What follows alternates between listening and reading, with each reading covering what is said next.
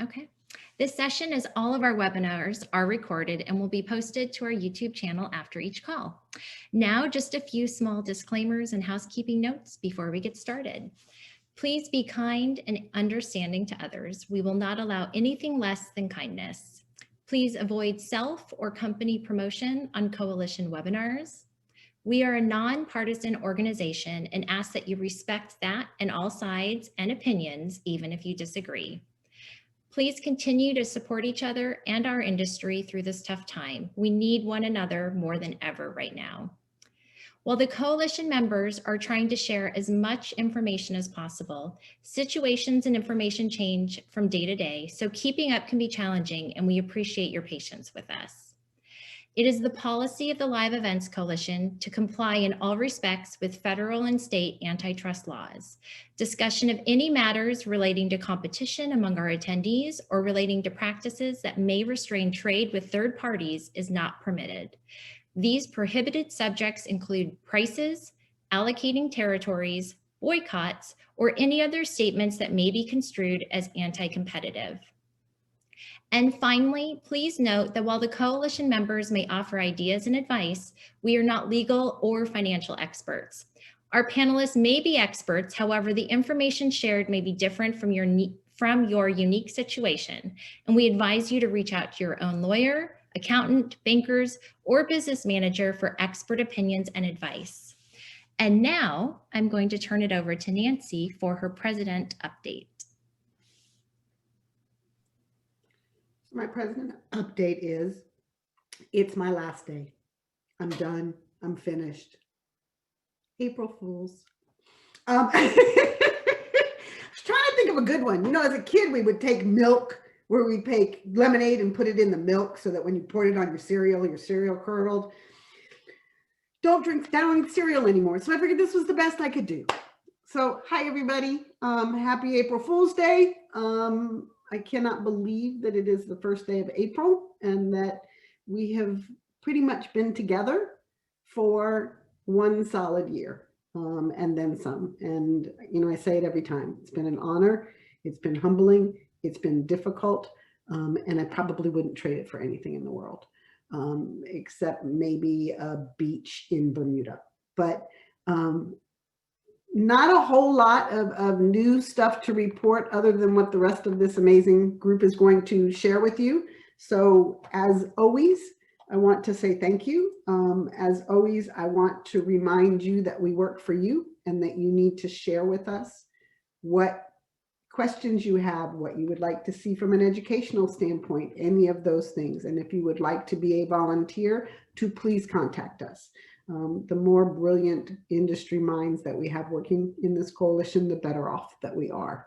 And I know that this is an industry of remarkably creative, thoughtful, and highly intelligent beings, and the more the merrier. So that's really all I have today, except that I hope that most of us on this call are vaccinated or close to being vaccinated. I'm halfway there, so that at least we feel a sense of an additional sense of safety. Not ready to throw away the masks, not ready to go into a room with 10,000 people, but it does make you feel a little bit better. So happy day. For those who are celebrating tomorrow, happy Good Friday, happy Easter, happy spring. And for the next bit of conversation, I am pushing it back to, or I'm sending it straight to Dwayne. So Dwayne, you're on. We're going to start with Wendy today. She's going to give you an update on SVOG and some other federal affairs we're working on. Thank you very much. So the first thing I want to mention is that things are a little bit quiet at the moment. Congress is on recess at the moment. We're still having meetings this week and next, but a little bit quieter right now. As you've all heard in past meetings that we've had, Our main focus is still on the Shuttered Venue Operators Grant, which is also called SVOG. And our intention is to try to expand that program out to include all shuttered businesses in the live events industry. So that is still very much the focus of our conversation. And as many of you know, that program was actually passed into law back in December and by the SBA. And the SBA, as you probably also know, is typically involved in putting out loans, not grants. And so that has become a challenge for that organization to stand up a program that's a grant program instead of a loan program. So it's literally taken until now for them to get that off the ground. So SVOG officially launches next week. So on 4/8, 1 week from today. And yesterday there were some webinars that happened with the SBA. And so I think Ivory's going to post in the chat the link to that webinar if you want to take a look at that. And then we also have an FAQ doc that you can review to hopefully answer many of your questions, which is dated on 3/22. Now they're calling this our quote final doc, but we all know that that likely will change as questions come in and they get some further clarifications on how this will roll out. But those are the two main things we would like you to take a look at. I know there's a lot of questions around eligibility and those types of things, and we would request that you reach out to your SBA offices locally to get clarifications around that if you can't find the answers in the FAQ doc. You know, the biggest thing is our members of Congress that we're talking to are really saying they want to see how this is going to work first, right? Before we talk about expanding it, let's see how this program actually rolls out. And honestly, the best thing that could happen is for the money in that program to go away very quickly. Because if that happens, then it illustrates the need, you know, that we still have a lot more need out there for our businesses. So that would be the best thing that we could see happen, would be for that to get stood up and the money, frankly, running out very, very quickly. So that will, you know, help us with our case to discuss further expansion of that. So with that, I think those are the main things I wanted to talk about. And Dwayne's going to bring us up to speed on the different members of Congress meetings that we've had over the last couple of weeks and our next steps. Thanks, Wendy. Well put, and couldn't really expand on that. Along the lines then, building out a little bit from those meetings with members of Congress, they are largely very encouraging right now. We first decided to go down the pathway of amending SVOG rather than trying to stand up a new bill or a new program that's focused on the rest of the industry, just for the sake of ease. We learned from them fixing and refixing and tooling and retooling and then re-upping the PPP that seems to be a thing they love to do. Congress is really good at fighting the last war, in other words. So I'll candidly say that it might not end up being the SVOG that becomes our vehicle for relief. And this relief might not be coming for a couple more months or maybe even longer. I would be doing you all a disservice if I said otherwise. So our only path to this, to let's say, continuing the metaphor, to drive our car down, our vehicle down, may be reconciliation again. And that may happen with this infrastructure package that's just now been having conversations around it, and President Biden released just 2 days ago that plan. That may be the vehicle that we jump on, either with an amendment to SVOG or another round of PPP or whatever it is. But whether it's that or the next, we continue to fight for it. A little bit about, I just threw out the dirty word PPP. We mentioned that not because it's been our focus. We mentioned that because it came up in a meeting with our colleague organization at ARA, the American Rental Association, with Chairwoman Velazquez's office. She's a chairwoman for the House Small Business Committee, representative from New York State. They're also thinking that could still be a workable plan. And I want to get just a little bit into the weeds here really quick on why that might be something we don't want to throw out as an option. Right now, SVOG is going to be focused at very certain entities in very certain parts of the industry, meaning they'll fall under a certain NAICS code or handful of NAICS codes. Our effort to amend it may or may not be based on NAICS codes. What we're saying is you need to pick up all the other fallen businesses and bring them into this fold, because we support what you're trying to do with SVOG. For that matter, there are probably non-events industry people who are in a similar position to us, and we wouldn't want to commit the same sin that SVOG commits by leaving those people out of the fold. So we think that a better way of qualifying for a program is simply a loss threshold. How much did you lose 2020 over 2019? Specifically, pick a quarter. You'll probably pick Q2 or Q4 to compare 2020 to 2019 if you want to prove that you've met a certain loss threshold. We think that's the better way. Well, PPP already does that without any regard to what industry you're in. So Representative Velasquez's office spotted this and has mentioned now that may be another way to go. Are we stumping for that? Not specifically. We're continuing to call this an amendment to SVOG because it's a talking point, not because it's what we think is exactly going to happen. It may, it could. We're going to have to hit a lot of really good sales pitches, and they're all going to have to close.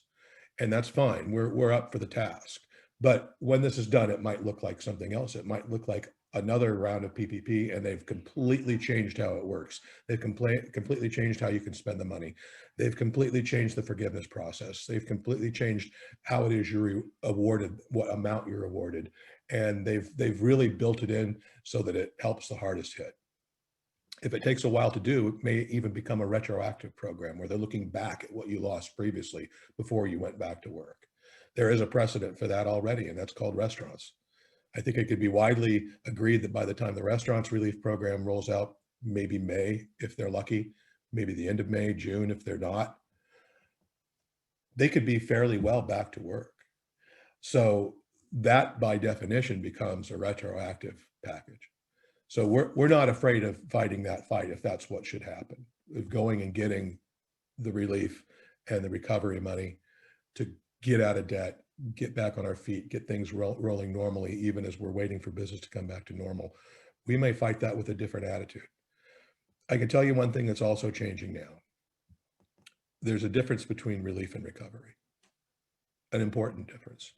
Relief is when you're still in it and you just need a bridge out. Recovery is when, okay, we made it to the shore. I got to get this sand off of me. I got to get my clothes dried. I got to build some shelter. That's what recovery is. As it starts to shift to recovery, our language will also shift a little bit towards let's bring these jobs back. Not bail out my business. I've lost it all. I had to sell my house. I cashed in my retirement, all of which is true for many of us. It's very much true. And it's not that we won't say that, but the key reason why we're going to tell them they should do that is not because they're empathetic to us and our businesses. It's because they want to see the economy come roaring back. So we may start, well, we will start focusing more and more on the piece of this that is about bringing back jobs, about boosting America. If you read through the Biden plan now, there's a lot said about bringing jobs back. We want to echo that in order to make our voices stick when we say it. By way of housekeeping, I will tell you that as of this reading right now, we have now been in the offices of all 4 leaders in both chambers, in both parties, in the Small Business Committee. And we have this from all 4 of them in terms of, yes, this makes sense. In terms of, yes, this is fascinating. We need to look at it. This in terms of, yes, you're going to need new help. Then always followed by the qualifier, we're going to work on this, or we need to get SVOG rolled out first. Of course, there's that qualifier. But as of this week, we have been in Senator Rand Paul's grill. We have been with Senator Ben Cardin. We've been with Representative Velasquez, and we have met now with Representative Lutkemeyer in Missouri. So 4 for 4. Now we're circling back to all the rank and file members of the Small Business Committee, and one by one, we're sharing who we've talked to, which staffer, and we're telling them, go tap this guy on the shoulder. So we're reminding them of the conversation. At the same time, we're encouraging more activity. Let's get a piece of legislation on the table. That is where we are right now. Even while they're on recess, we're attempting to still get meetings. We're attempting to still drive this conversation. And one last thing on housekeeping. It's important to know that there are other voices other than this coalitions out there. Most of them are much more splinter oriented. We are the only ones that are trying to talk on behalf of literally every craft within this industry. If you're a sector of work that delivers VIP porta potties for special event outdoor events, you're with us. If you're security, you're with us. If you're event staffing, you're with us. If you do fencing and barricades for festivals, you're with us. There is no other organization like this that's trying to do this. I know because we talked to them all. We are nevertheless now aligned with 3 really key verticals. One is, believe it or not, air shows are a thing. Believe it or not, they do 240 shows a year. That's $980 million of economic impact. They are now in our world, and they're aligned with us, and we're going to share asks. We are aligned now with the American Rental Association. We're not only aligned with them, we're meeting with their lobbyists and our lobbyists, and everybody's talking. And this is good. This hasn't happened yet, and now it's happening. And they very much think it's time to go hard and go quick on this SVOG amend. And we're aligned with the consumer show people. Not only are we aligned with them, but they didn't have an official coalition. And in conversation with them, I was saying, well, we can help you form a coalition. And they said back to me, they said, why don't we just all join LEC? That's a win. So we're now finding constituent assets in states where we need to have conversations with members of Congress that we didn't previously have, all because we've found these new alignments who are simpatico and are going to sing from the same hymnal. It's been a good couple of weeks. We don't have it yet, and I can't tell you when we will. But we're closer than we've ever been. And it's all of your hard work when we ping you and say, you got to get a hold of this particular senator, you got to get a hold of this particular representative. That all matters. Those are turning into meetings. Many of you can attest to this that are on this call right now. That's turning into meetings. And I thank you guys for being that asset in district that we really, really need. And we can't do it without you. That's what I have. Kicking back to you, Ivory. Are you the director of? Well, real quick, Dwayne, if I could, there's a question about freelance event planners. How are freelance event planners going to be considered in an SVOG modification?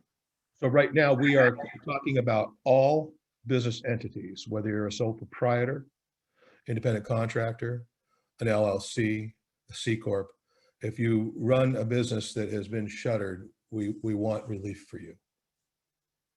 We are not much further in the weeds than that, I can candidly say. We're just trying to get them to agree that it needs to be done. But no, we have not forgotten the sole proprietors.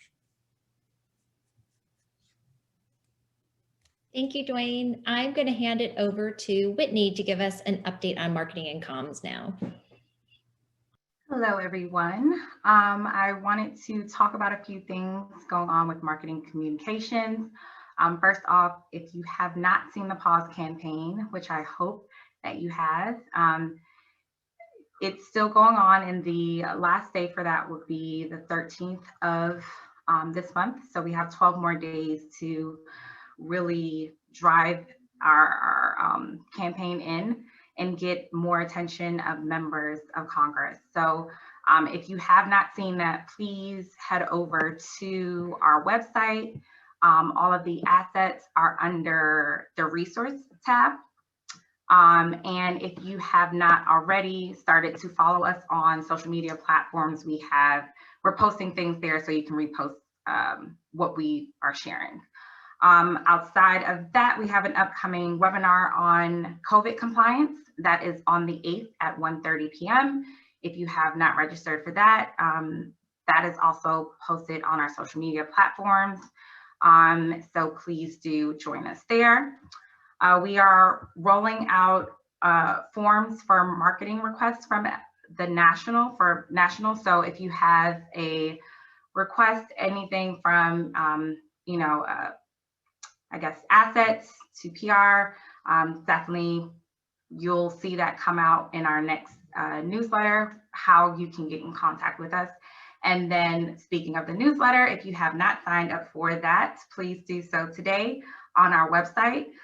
If you have any requests for content to be included in those newsletters, then Ivory just shared a link that you can go ahead and follow and submit your request to us so that you can be included in our newsletter. And that is all that I have. I'm going to kick it over to Andy, if he's still there, or maybe, I'm sorry, Ivory for Q&A. Yeah, I know Andy might have had to hop a bit early. Oh, there he is. I don't I'm see. here, but we've answered all the questions that are currently out there. So feel Okay. free, guys, please post questions in the Q&A feature. We'll get to them as soon as we can. And if there are no more questions, we will go ahead and wrap up today's discussion with Nancy.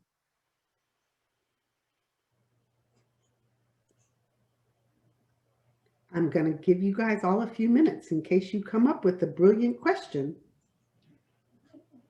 There are a lot of people out there. Nobody, if we are that good, I am so impressed. I'm beyond belief. It's the best April Fool's Day ever. Or you guys are going to wait until I get ready to say, thank you so much for joining us today. It's been wonderful. And then we go. And then you say, oh, wait, we have questions. So I'm giving you another 30 seconds to tell me whether or not you have questions or not. I'm going to throw one out there, Nancy. Go for it. So Dwayne, can you speak a little bit to what's happening with state by state with grant programs that people are chasing with the ARP funding? Yeah, a reminder to everybody that your state is going to get some number of billions of dollars. It goes partially on population. There's a set amount that every state gets, and then your population then decides the added amount to that set amount. So obviously California will get more than Oregon. Love you, California. But anyway, that being the case, one of the directives from this money out of the American Recovery Plan coming from the federal government to your state is that it be used, at least in part, to relieve economic damage created by COVID-19. Hey, that's us. Can you pretty much finish the sentence for me at this point? We should be going after that in your state. You should be talking to your legislature. How are you planning on spending that money? Do know that I went down the rabbit hole a little bit on this, even though I don't deal with the state house here in Oregon all that much. We did go down the rabbit hole a little bit and find out from our House Speaker that most of it is going to be used in our state to balance the budget. They can only do that to the extent that the imbalance came during the pandemic. It can't be from losses experienced before or after the emergency is lifted after. But that's up to them to decide what that amount is. So my state is using about $780 million for the economic recovery piece of it. And the rest of the $5 billion, whatever it is going directly to righting the ship. That means that $780 million is out there. And your state may be similar. Your state may be right now asking their legislature, what do you guys think we should do with this money? Where do you think this is best targeted? You ought to get your name in there. In my case here in Oregon, we found out just on Monday after spending the weekend doing a petition asking for a grant program here in the state, which we know will be small, but focused at the events industry. There is a precedent for that. They did one for live venues, weird, back in July of last year from the CARES money. So we know they already have a precedent for running a grant program like this. So we're basically asking them, hey, there's new money coming in. You should reopen this and you should do it for all of us. Sound familiar? It's not going to be some great amount of money for each of us. It's not going to get you through to Christmas or next year or whatever like that. I doubt, but it might have some validity for you guys to take a stab at your state house and find out if you can have a seat at the table to talk about a very real need, a very real economic recovery need that our industry has within your state. If you'd like to see what our petition looks like, because we are getting traction with it, turns out they're closing the door to new ideas tomorrow at the end of business day. So we're really glad we did it when we did it. You may have a similar deadline in your state. I could not possibly say, but I'm happy to share the petition as it wound up here in Oregon. If you'd like to steal ideas, feel free. So Ivory, how do we want to get that out there? It's not posted right now. What is it that we need to have posted? If anybody wants to see our petition in Oregon, Can they borrow. email? I'm going to say if anyone wants to see the Oregon petition, please email the govaf@liveeventscoalition.org email address. I put it in the chat box. And we'll make sure whoever emails that email address for that Oregon petition, we'll share that with you.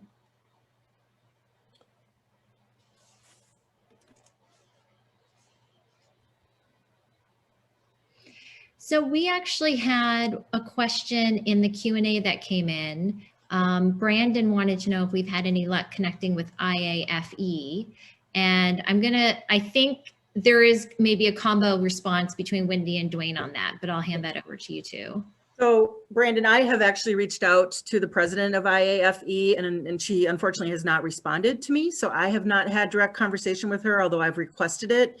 Dwayne, I'm not sure if you've had any contact with the Festival Association. Not yet. Okay. I know they're very active and that is on the list. So Brendan, you and I can chat offline if there's any way you can help us get some action on that. That would be super helpful.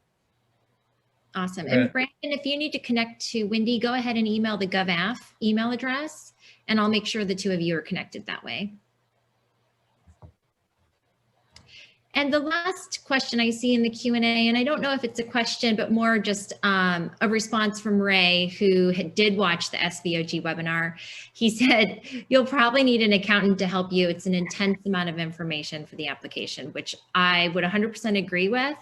The one thing I did learn from watching that webinar is, for those of you who have not signed up for SAM.gov, which is the system for award management, it is a lengthy process. And that is the first step in the application process for SVOG. So if you're even considering SVOG, I would take a look at SAM.gov, which is just SAM, like the name, SAM.gov, and start that application process. Because when I did it a couple of years ago, it probably took me a good week or two to get it all done. So that, I believe, are all the questions. I just want to make sure there was nothing else.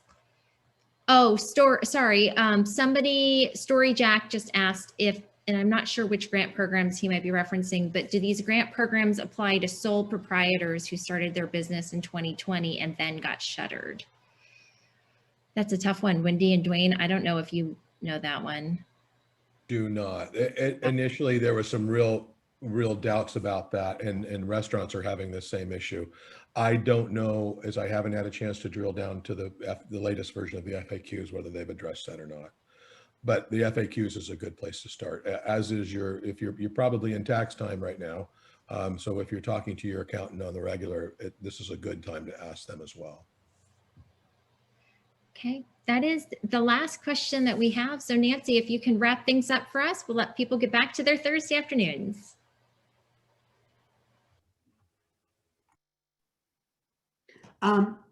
Okay, so I'm back. Couple of things that I wanted to kind of let you know. As you know, we have state coalitions in many states, and we did not have one in Georgia. And I am happy to report that we are about to build and introduce the Georgia chapter. So if there is anybody on this call who is from Georgia, let us know so that we can make sure that you're on our list of contacting as soon as we get that all in place, which should probably be sometime next week. If you know anybody in Georgia, please let them know.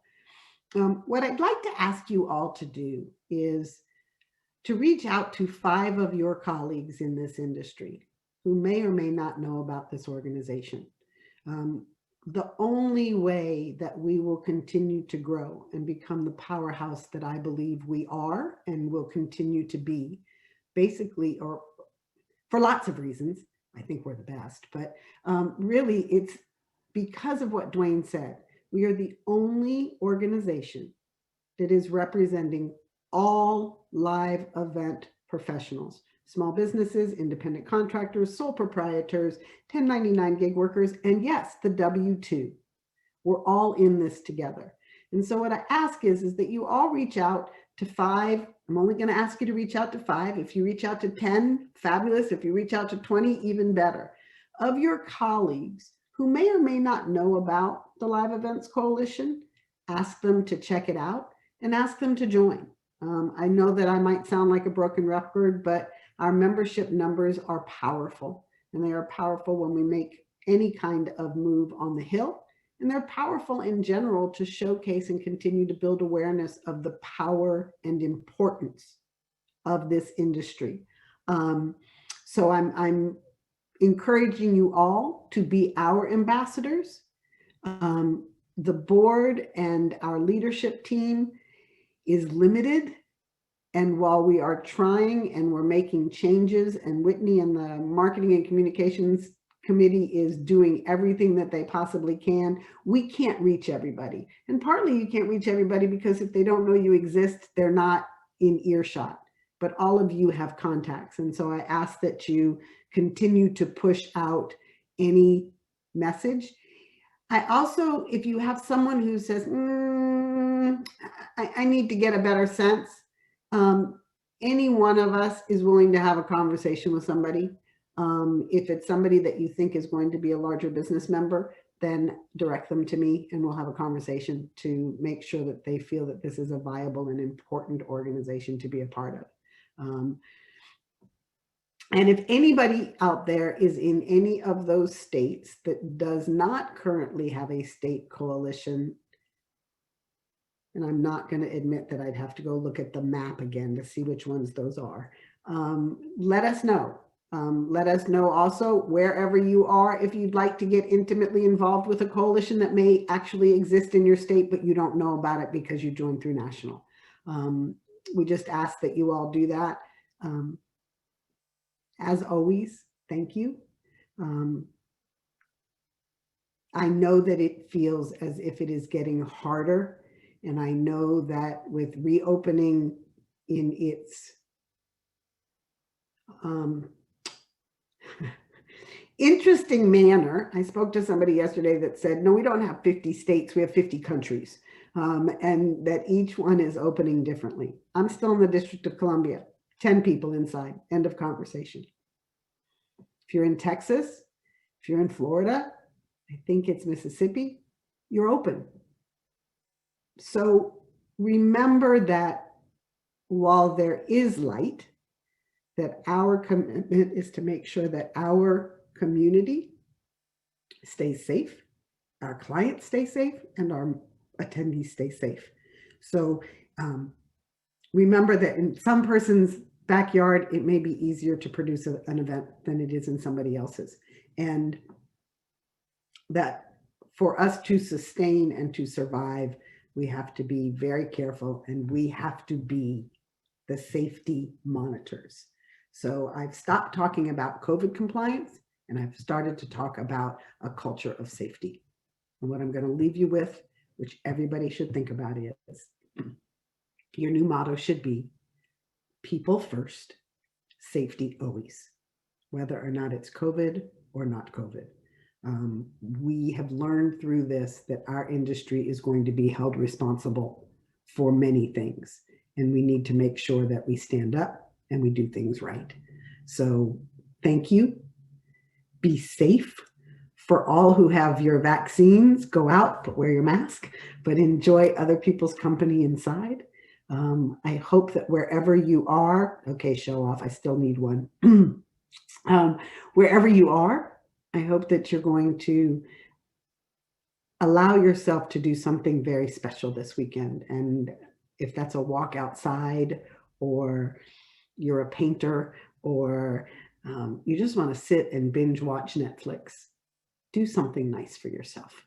It's been a tough year and you deserve it. So as always, thank you. We are here for you. And we truly, truly appreciate each and every one of you. And on that, I bid you adieu.